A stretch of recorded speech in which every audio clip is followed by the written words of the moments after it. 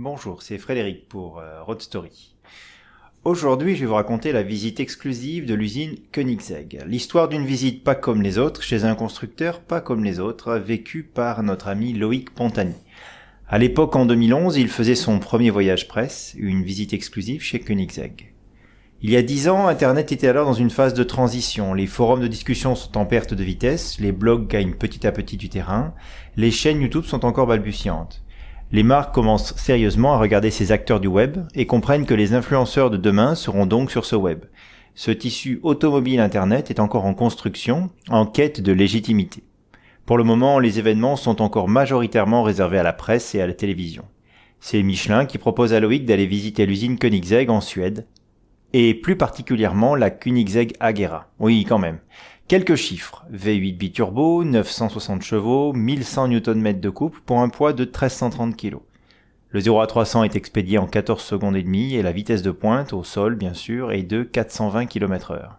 Tout cela a un prix, environ 1,5 million d'euros. Oui, quand même.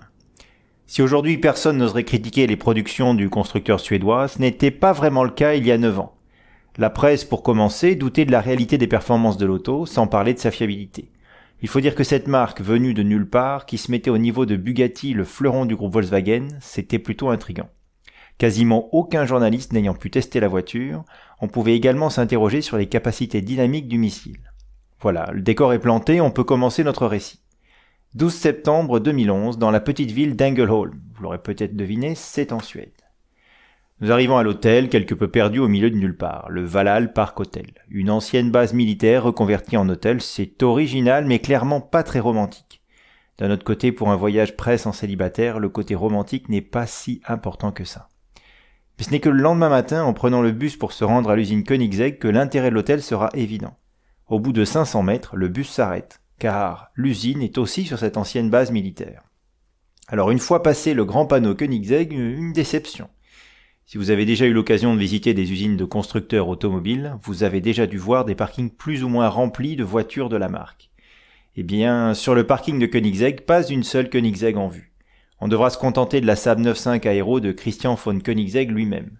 Intéressante comme voiture, mais bon, même en passant chez Maptune ou Hirsch Performance, ça ne fait pas près de 1000 chevaux non plus.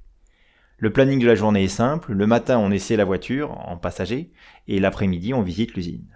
On commence donc par remonter dans le bus pour participer à l'essai de la Koenigsegg, sur la piste de cet aérodrome militaire désaffecté qui jouxte l'usine. Juste avant de sauter dans le bus, on arrivera tout de même à apercevoir la voiture et surtout à l'entendre. A priori, ça promet. Arrivés sur la piste, nous assistons à la présentation de la voiture par monsieur Christian von Koenigsegg avant de commencer les essais, avec son pilote usine au volant. Premier choc en s'installant dans l'auto, malgré son moteur de plus de 900 chevaux dans le dos, les sièges sont étonnamment confortables. On s'attend à un baquet de compétition et on se retrouve dans un siège plutôt typé grand tourisme.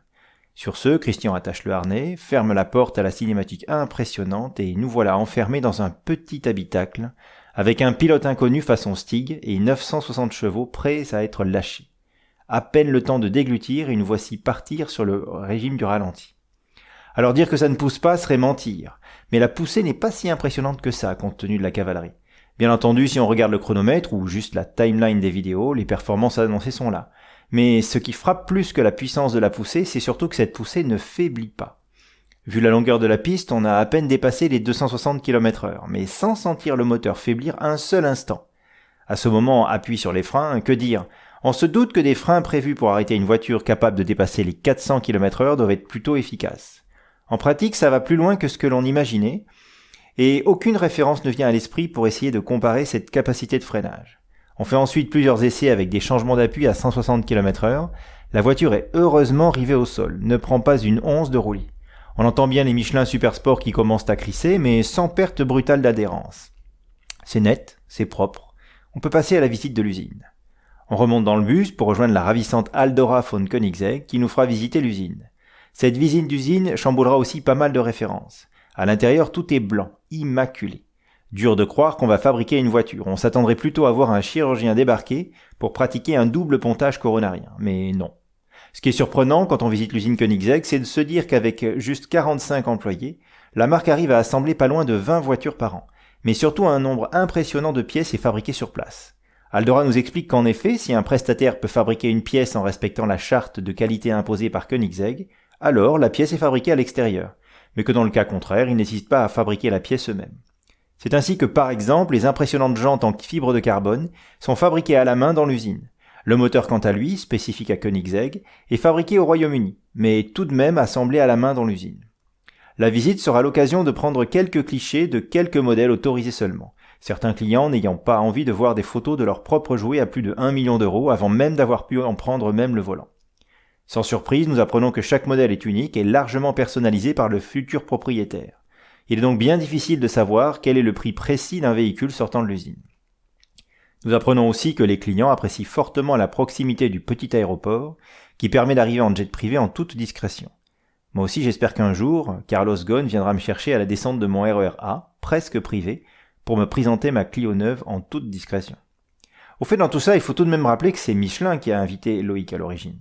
Alors bien entendu, l'essai de la voiture était bien trop bref pour pouvoir donner un avis sur les Michelin Pilot Supersport qui équipaient la Koenigsegg Agera. On n'est pas trop surpris d'apprendre que le pneu détient le record de freinage à grande vitesse, avec un 300 à 0 expédié en 6 secondes 66. Mais au-delà de ça, le plus étonnant c'est que les Supersports équipant notre Agera sont des pneus de série.